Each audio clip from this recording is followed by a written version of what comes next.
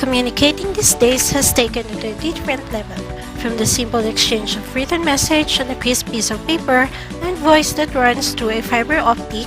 Communication has gone through a multitude of ways when different internet services were introduced.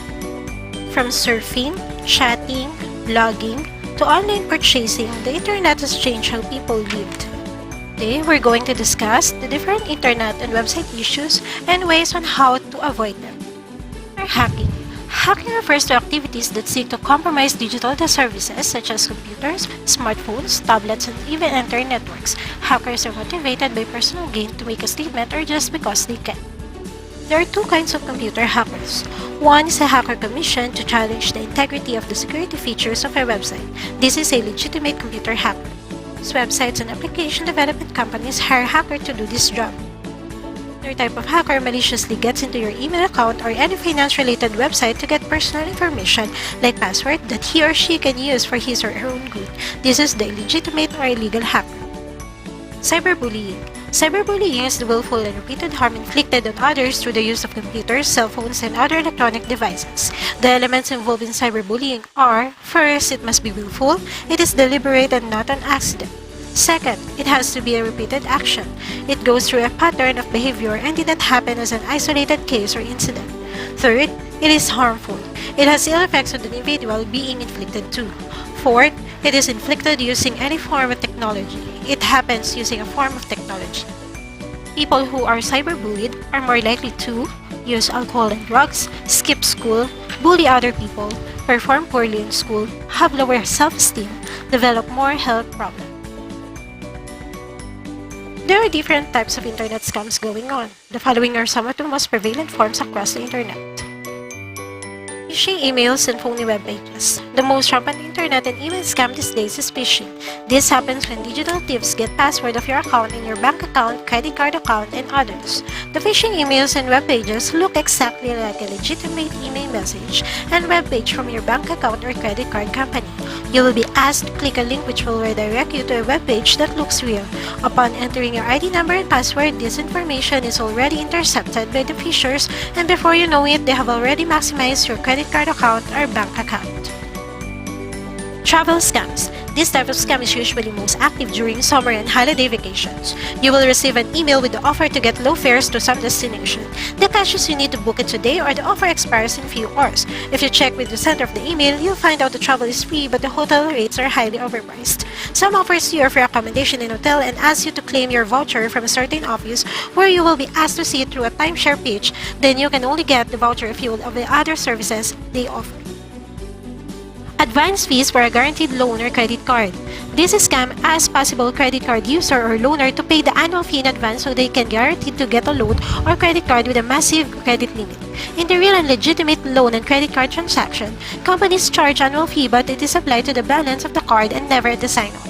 Unfortunately, there is a number of people who has been victims of this bait. The Nigerian scam. This famous email scam coming from a member of a rich Nigeria family asks for help in getting a large amount of money. It promises you a large cut of the money if you will shoulder the legal fees needed to be paid to the people that can release the money. Lottery or contest scams. This email scam informs you that you won a large amount of money in the lottery or contest. To claim your prize, you should pay the processing fee for a certain amount. Even if you have paid the processing fee, you will never get your winning because it is really a hoax. How to avoid different internet scams. Being online and dealing with different people is similar with how you deal with people offline. You should take extra precautions, especially with those you are familiar with. First, do not believe the promise of large sums of money for your cooperation.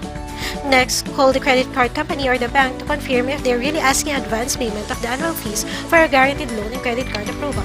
Be skeptical of individuals representing themselves as a Nigerian or a foreign government official asking for your help in placing large sums of money in overseas bank accounts.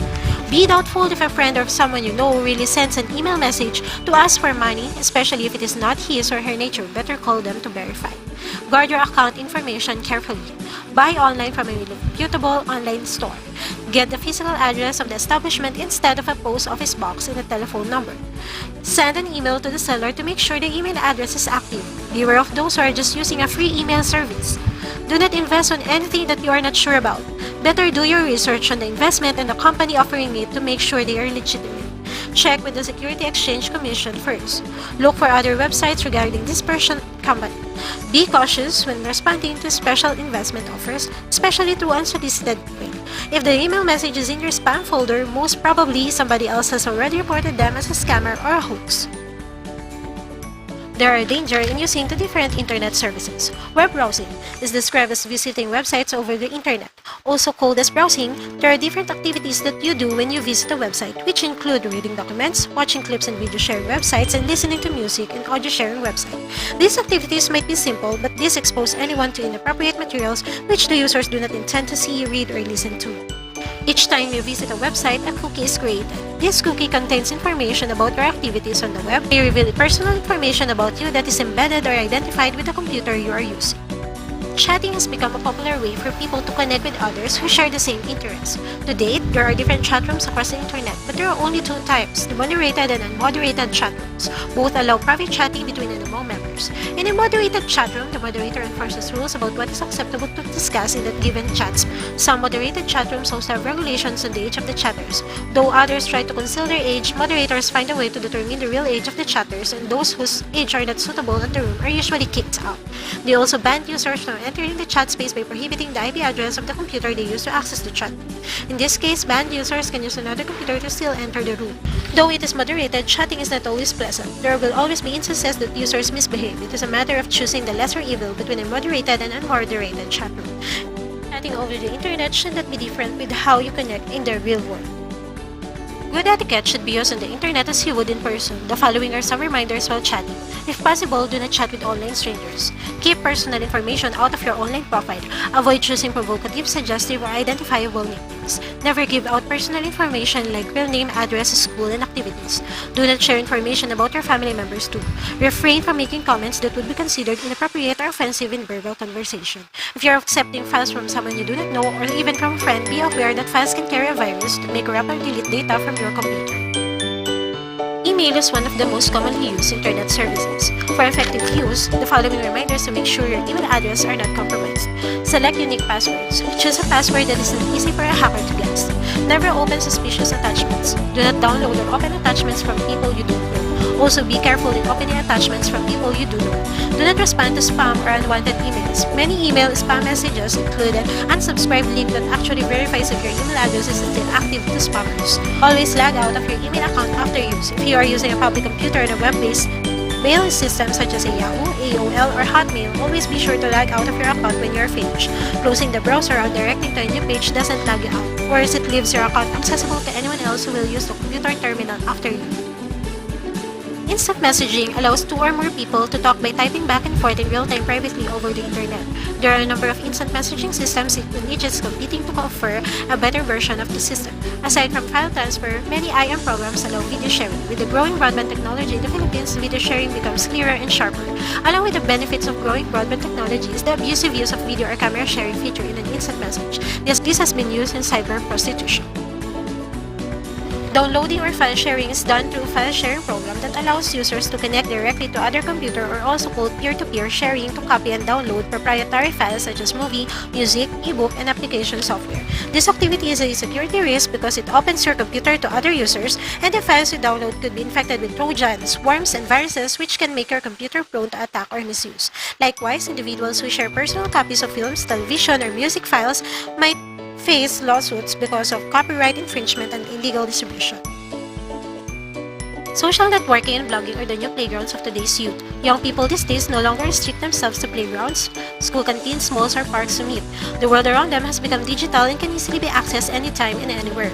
They find social networking sites the latest and easiest way to communicate and win friends from all over the globe.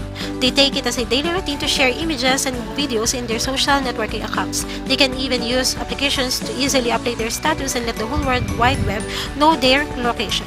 They express even their deepest and most intimate thoughts in their blogs. What they don't fully understand is that they are opening themselves to the world through their profiles in blogs and social networking sites.